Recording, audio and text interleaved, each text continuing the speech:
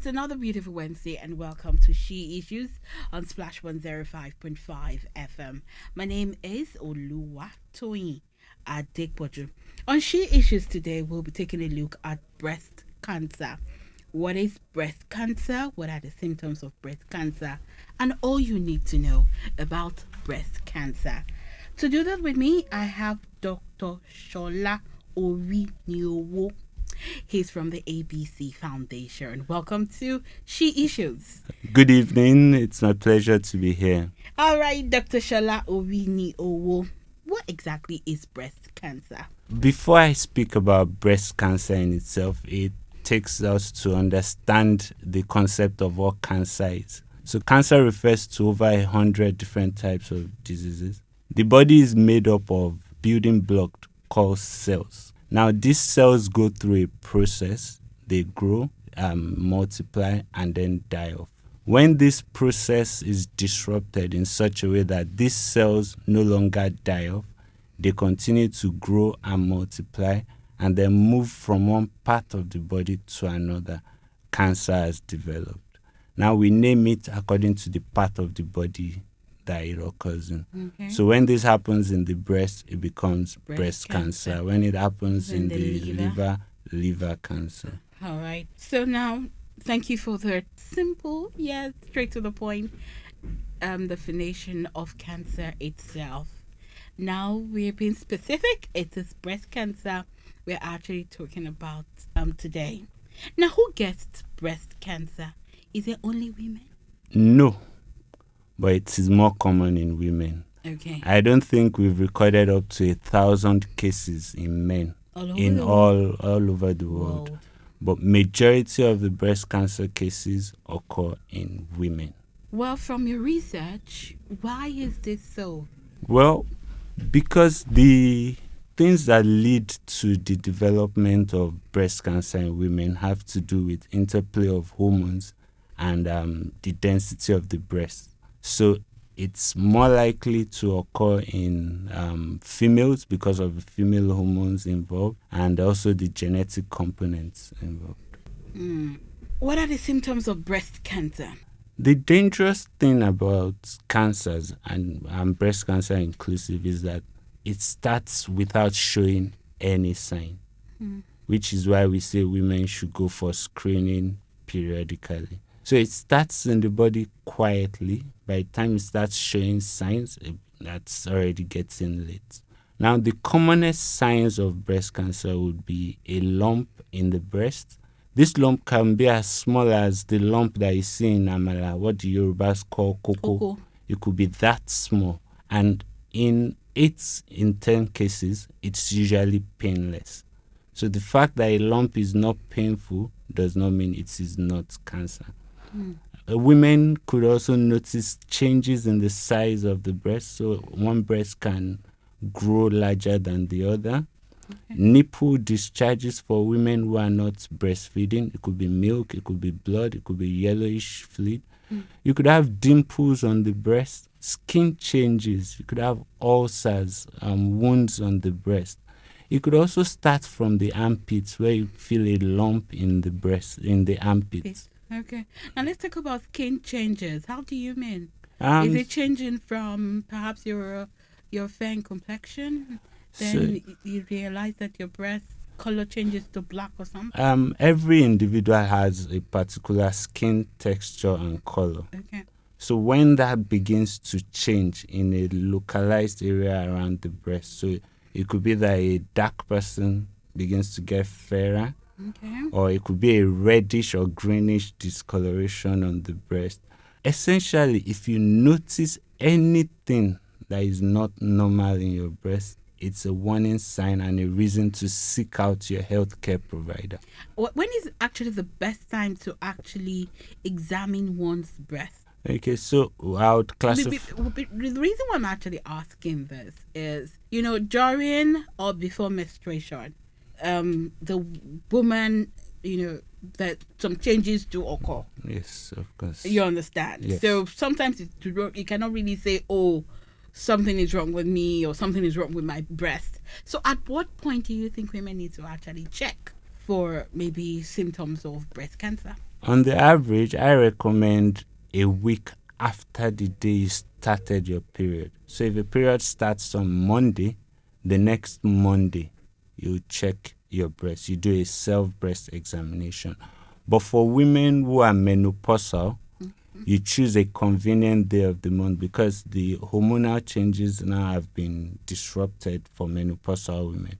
So you choose a convenient day of the month and then you examine your breast. How can I lower my chances of getting breast cancer? We need to understand that the factors that determine whether one gets breast cancer or not are classed into two groups. Okay.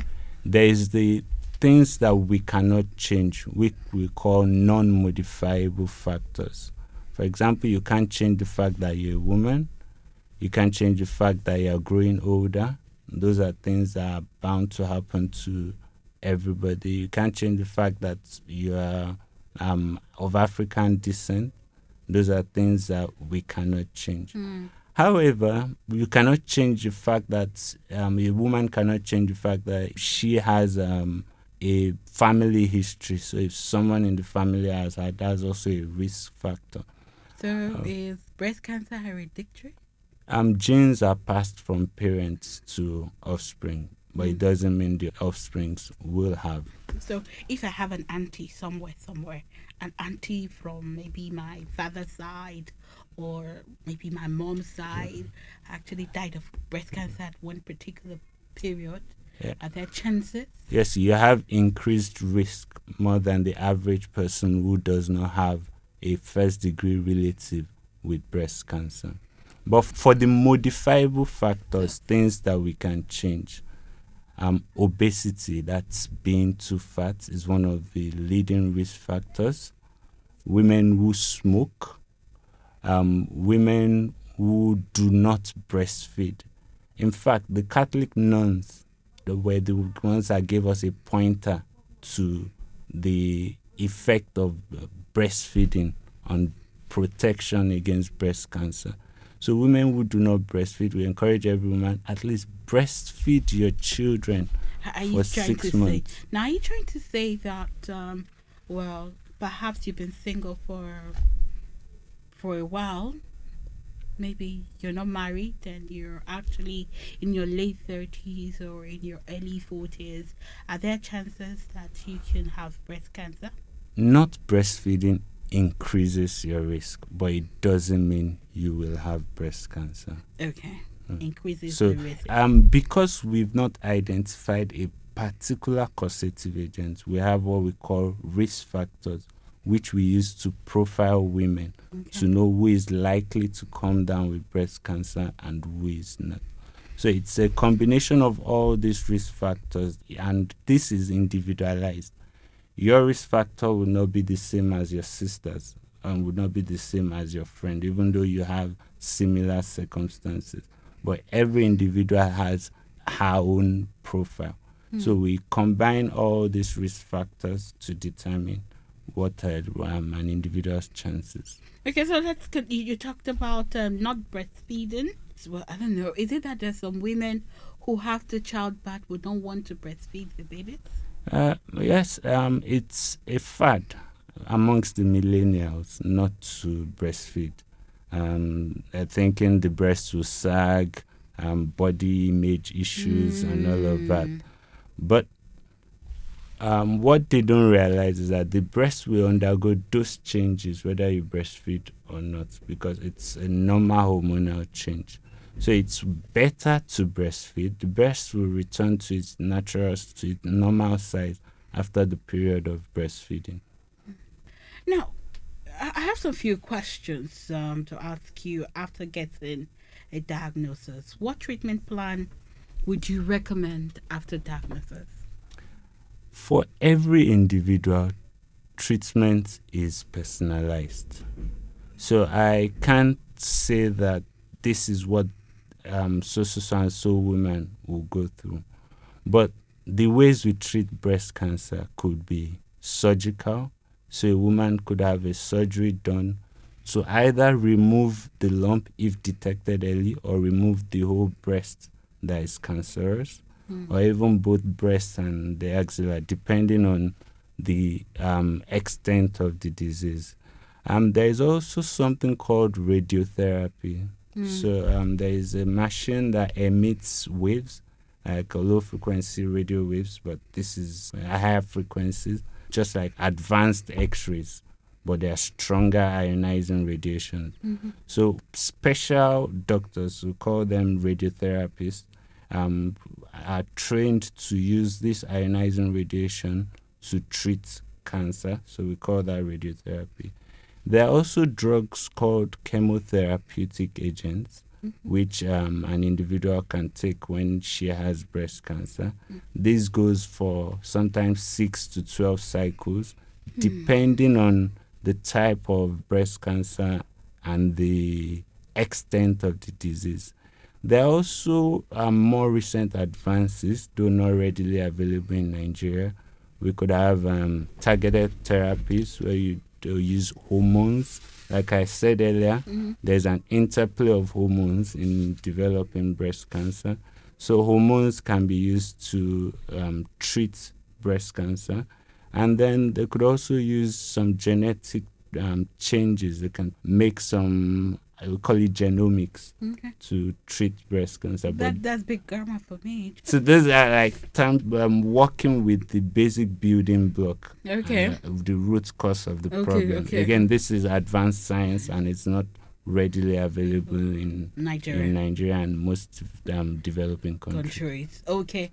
Now, sorry, I actually skipped one particular question had really wanted to ask before diagnosis. Now, when it comes to tests, apart from self-examination, are there some tests women at a particular age can actually undergo to know if they have chances of having breast cancer? So in medicine, we call something screening. Okay. Screening means that you go for tests despite the fact that you don't have anything obviously wrong with you. Like I said, breast cancer starts without showing signs. So screening allows us to pick it at that point where it has not shown obvious signs, but is already developing. At what point should I go for that screening? Yes, I was going to take you through all of that. Now, the ways we screen, every woman should examine once a month once you develop breast. So from puberty. Really? Yes, you should start examining. So are you saying that if I have a teenage daughter? Yes, she should start examining her breast. I've seen a 22-year-old lady with breast cancer. Tell me something. Yes. Unfortunately, we lost her because it was quite aggressive. But I've seen a 22-year-old with breast cancer. So there is no age. It's never too early to start taking precautions. So every female, once you have breast, start doing your self-breast examination once in a month, a week after your period. And then you should go once a year to see a qualified healthcare professional, a doctor or a competent nurse. One funny thing is that about 90% of my patients have gone to see a healthcare worker without getting a proper diagnosis before presenting. And then they would have been treated for something else entirely while the cancer develops. So it's important that once a year, every female goes to a competent healthcare worker to examine their breast. Now, there are different plans for women who have risk factors. So women who have a family history of breast cancer should, as soon as a lady attains puberty, see your doctor, let them do a profiling, and then they'll guide her on what tests she should do periodically. But for the average woman, once you're 40, you should do a test called mammogram. It's an X-ray of the breast. 40. Once you're 40, you do what we call a baseline mammogram. That's what will determine how frequently you do your mammogram, either every year or every 2 years. Thank you for that clarification. Now, what is needed to make a treatment decision? Well, I think the treatment decision largely depends on the oncologist. An oncologist is a doctor that is trained to look after cancer patients. So those doctors would guide the individuals based on one, available resources, because we won't delude ourselves to start thinking of the high-tech treatments options available when we know that they are not readily available. So we look at it in context of our country, in context of what the individual can afford, because cancer treatment is expensive and it's drawn out over a long period of time. So for each individual, it will have to be a discussion between the caring physician, oncologist, like I said, and the carers, because it's a holistic approach. It's not just about giving medications or doing surgeries or doing radiotherapy. There is rehabilitation, reintegration into the society.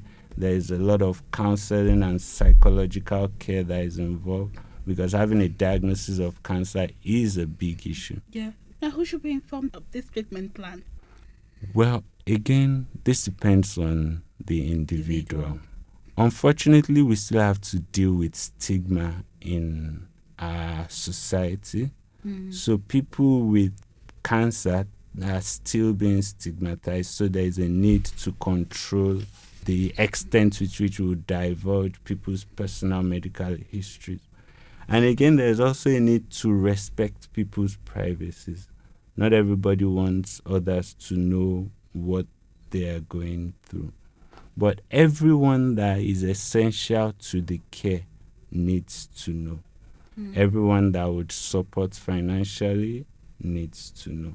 But that is left largely to the discretion of the patient, and then after discussions with the primary caregiver. All right. So, what's the goal of each treatment?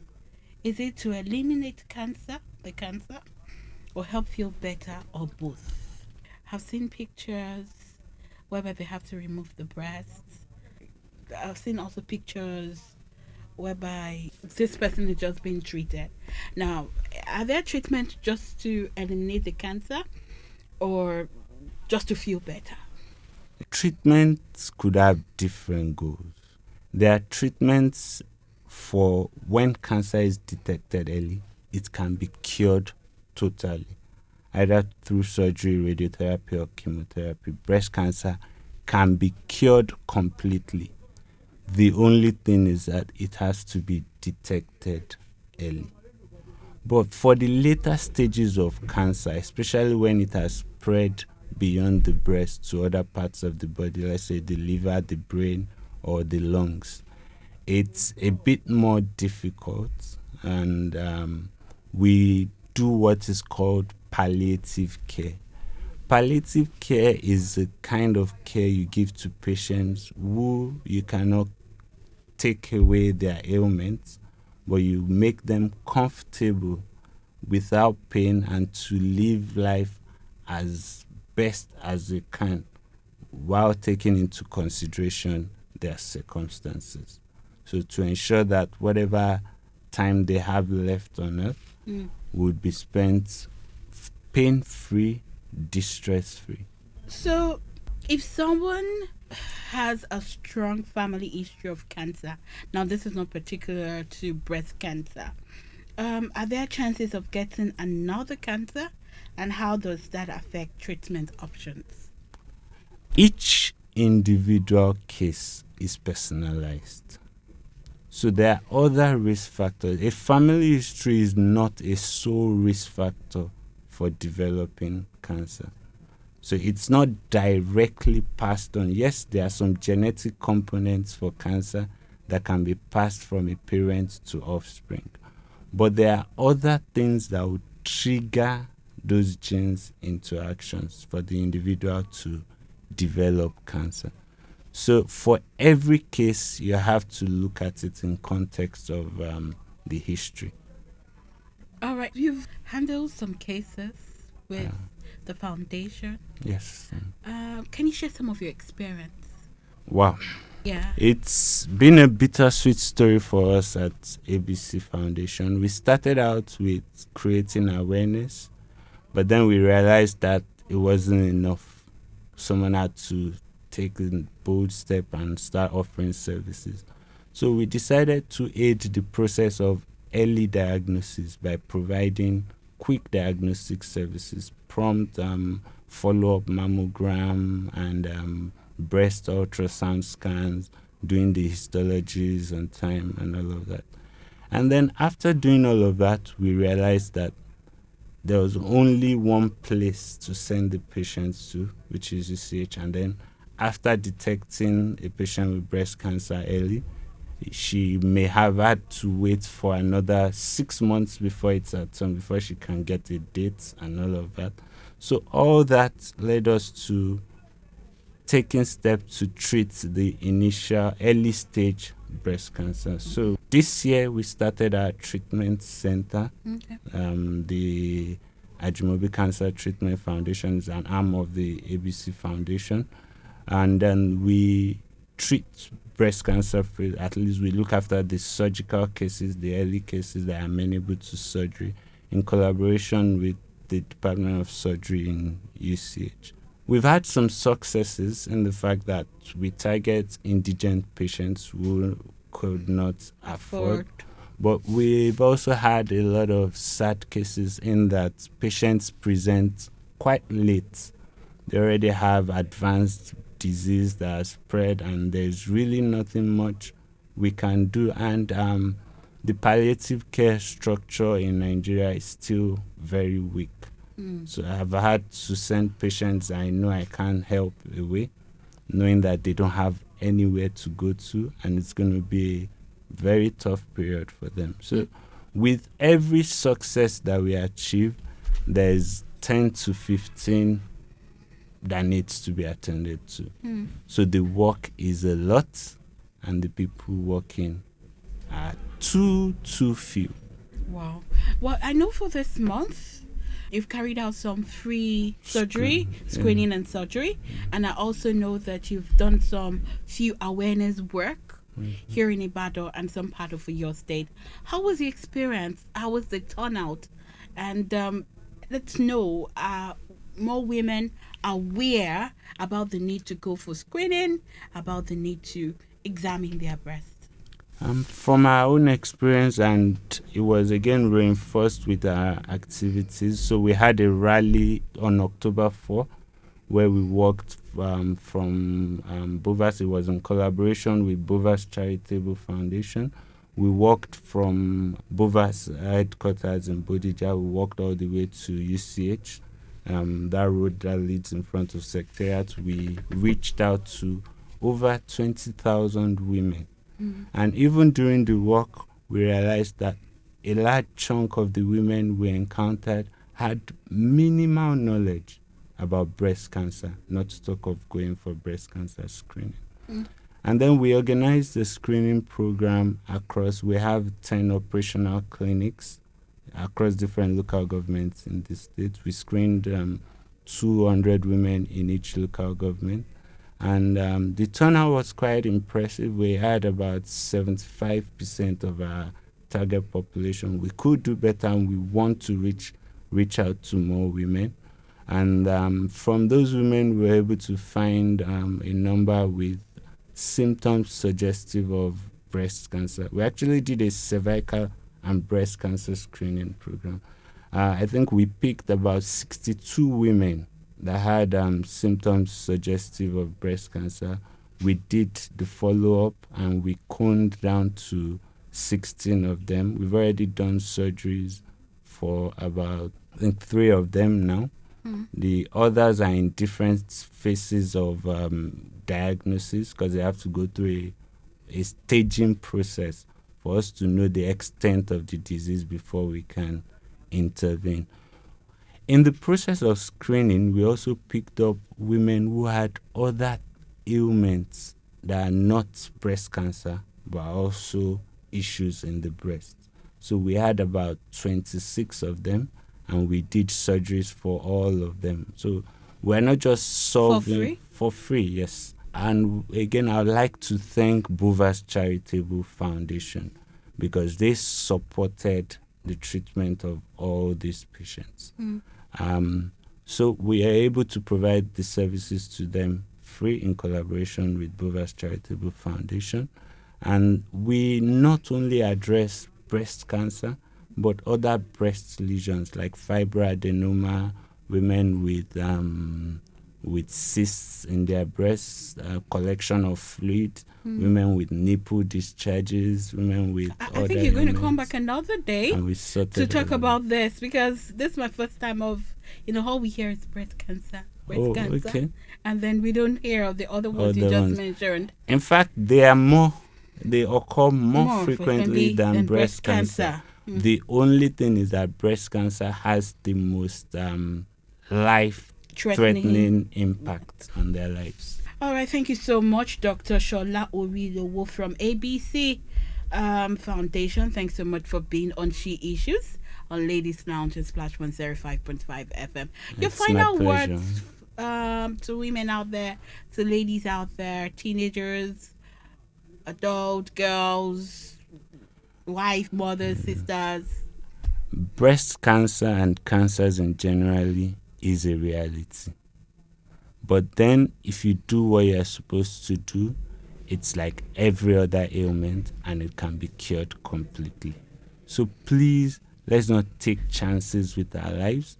Let's go for our routine health checks. Let's not wait till we develop symptoms before we start doing our health check. Once a year, go and see a competent healthcare provider for routine health check. Thank you once again for being on the show. You're welcome. Pleasure's mine.